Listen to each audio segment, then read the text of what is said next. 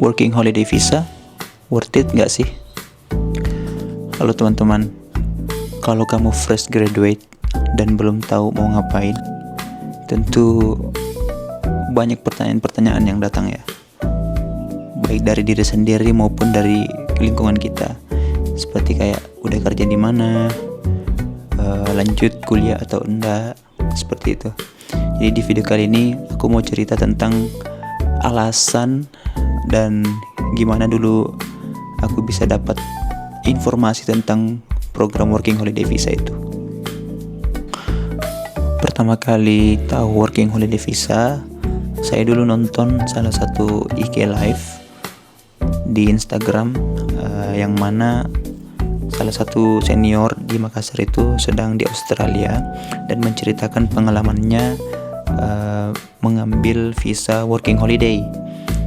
Tetapi pada saat itu belum terlalu notice sih, kayak working holiday itu buat apa sih? Buat mau kerja kasar, mau jadi kuli jauh sih, buat apa gitu kan. Makanya informasi itu tidak begitu saya perhatikan pada saat itu, 2019 kayaknya. Nah, setelah lulus kuliah, pada awalnya saya mau sekali untuk ke luar negeri dengan jalur melanjutkan pendidikan S2.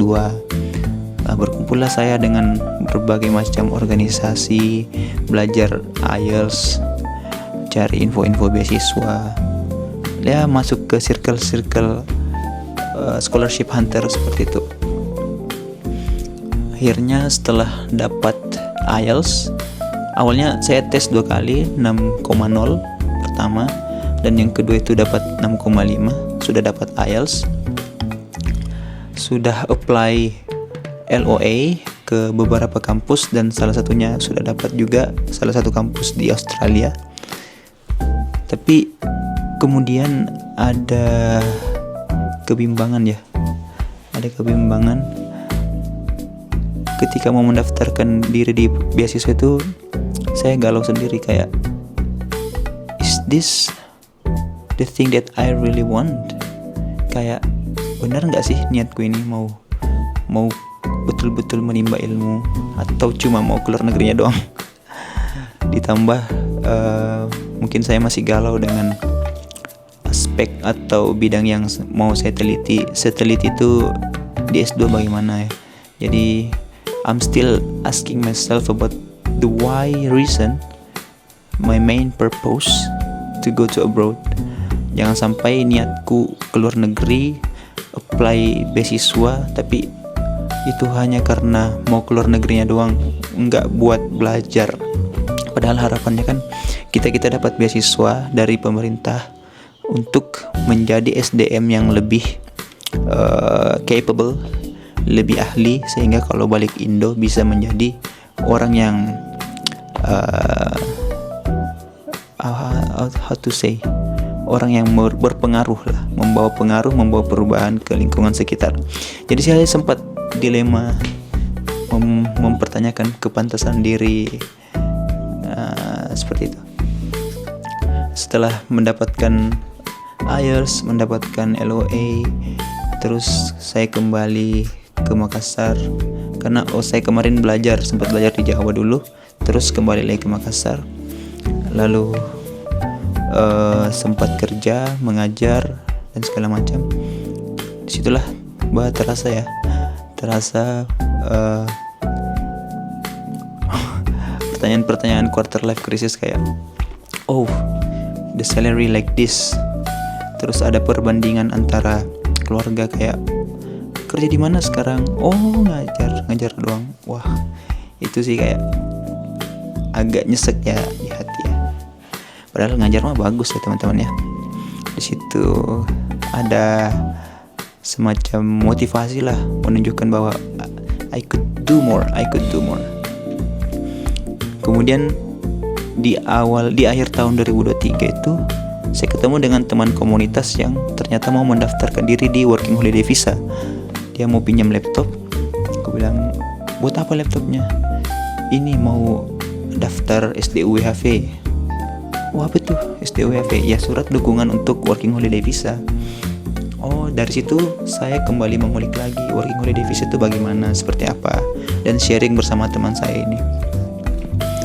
Nah, setelah menggali informasi lebih jauh, wah ternyata working holiday visa kayaknya peluang yang bagus. Untuk orang yang belum tahu tujuan atau masih abu-abu dalam kalau memang mau kayak tadi case-nya kayak saya, mau ke luar negeri tapi pakainya beasiswa, cuma masih ragu, nggak tahu the main reason-nya, SDUWHV mungkin adalah pilihan yang bagus untuk teman-teman yang masih mencari jati diri, bisa mencari jati diri sekaligus mencari pundi-pundi rezeki gitu ya bahasanya. Jadi pada saat itu saya memutuskan untuk I will keep my first dream.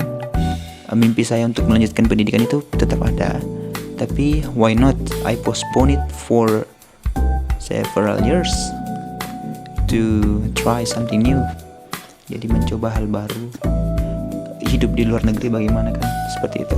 Setidaknya dengan working holiday visa kita ini independen ya teman-teman, tidak bergantung dengan negara. Maksudnya uang kita, yang ongkos yang kita pakai itu ongkos kita sendiri, dan kita bisa mencari pengalaman yang lebih luas.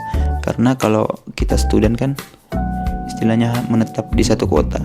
Kalau teman-teman ambil working holiday visa, teman-teman bisa coba berbagai macam kerjaan dan juga bisa berpindah-pindah dari satu tempat, satu wilayah di Australia ke wilayah lain, seperti itu. Jadi setelah tahu info lebih jauh, saya kumpulkan niat, minta izin ke orang tua. Ini yang agak susah juga, sampai setahun minta restu baru dikasih. Karena orang tua mikirnya kan ke luar negeri mau jadi TKI nanti mereka baru support ketika ada teman-teman terdekat, orang-orang terdekat yang sekota yang mendaftar di SDUWHV working holiday visa juga. Kayak jadilah akhirnya saya disupport, katanya ya oke lah buat cari pengalaman, seperti itu. Ikut war tahun 2023 awal, bulan April ya kalau tidak salah ya, April. Dan itu pas bulan puasa, ngurus semua berkas pas bulan puasa. Alhamdulillah lancar sekali. Mungkin karena sudah jalannya ya. Dan pas war itu dapat kuota, loloslah saya menerima SDUWHV, kemudian lodge visa dan berangkat ke Australia. Mungkin teman-teman, hal yang terpenting kalau teman-teman ingin memulai working holiday visa adalah bangun koneksi terlebih dahulu. Karena dengan adanya koneksi, setidaknya teman-teman ini tidak betul-betul abu-abu ketika berada di Australia. Setidaknya ada yang nanya kayak info rent di mana, info kerjaan bagaimana, seperti itu. Tapi kalau memang teman-teman punya jiwa survive yang tinggi, it's okay, you can try it. Maybe you are better than me. Dan kalau ditanya menyesal enggak ikut working holiday visa, saya pribadi tidak sih. Working holiday visa adalah pengalaman yang luar biasa dalam perjalanan hidup, di mana saya bisa merasakan tinggal di luar negeri, berinteraksi dengan manusia dari bermacam negara ya, mancanegara. Walaupun ya orang Indonesia banyak juga di sini, tetapi ya setidaknya ada interaksi yang terbangun dengan teman-teman dari negara lain seperti Peru, Vietnam, Taiwan, Filipina, India, and so on. Sekarang saya masuk tahun kedua di Australia dan mungkin akan lanjut sampai tahun ketiga, memaksimalkan kesempatan ini, mempersiapkan next step, langkah selanjutnya. Tentunya dengan working holiday visa kita punya tabungan untuk, ya kalau saya pribadi saya nabung buat lanjut sekolah lagi nanti. Jadi ya dengan bekerja di Australia teman-teman bisa memenuhilah hajat-hajatnya. Mungkin ada yang mau bangun rumah untuk orang tua atau mau bayar utang. Tapi kalau ngutang gimana ya, ke Australia juga harus butuh modal ya. atau mau nikah. Ya ini kasusnya banyak ya, banyak yang ngambil WHV karena mau nikah, utamanya orang Makassar karena panai tinggi banget. Seperti itu. Atau mau bikin bisnis sendiri pada akhirnya. Banyaklah alasan teman-teman untuk mengambil working holiday visa, dan saya sendiri bilang tidak menyesal. Justru ini sebagai stepping stone buat teman-teman untuk mencapai kebebasan tertentu dalam hidup, utamanya bukan kebebasan sih, kelonggaran finansial teman-teman. As long as teman-teman betul-betul kerja dengan baik di Australia, tidak dapat masalah, sehat-sehat selalu, tentunya teman-teman bisa mengumpulkanlah tabungan untuk masa depan. Oke, mungkin itu aja. Jadi apa ya, saya tidak terlalu berbelit-belit background mengapa mengambil WHV ini. Ya cuma melihat kesempatan, mumpung umur belum 30, kebetulan orang tua mendukung ya, dan saya pikirnya umur masih di bawah 30, WHV, why not WHV dulu, terus nanti lanjut kuliah dan berkarir di Indonesia lagi, atau mungkin kalau ada peluang atau melihat peluang-peluang lain berkarir di luar negeri, why not we try it. Setidaknya cakrawala kita lebih terbuka setelah menginjakkan kaki di negara orang. Yeah, that's my opinion, that's my story. If you want to ask something, just put on comment below, and saya terbuka atas saran teman-teman kalau mau bikin konten atau video lain. Karena sejauh ini video di channel saya masih seputar mengabadikan momen ya, jalan-jalan, tidak benar-benar mengedukasi lah. Belum masuk ranah edukasi karena saya juga masih belajar.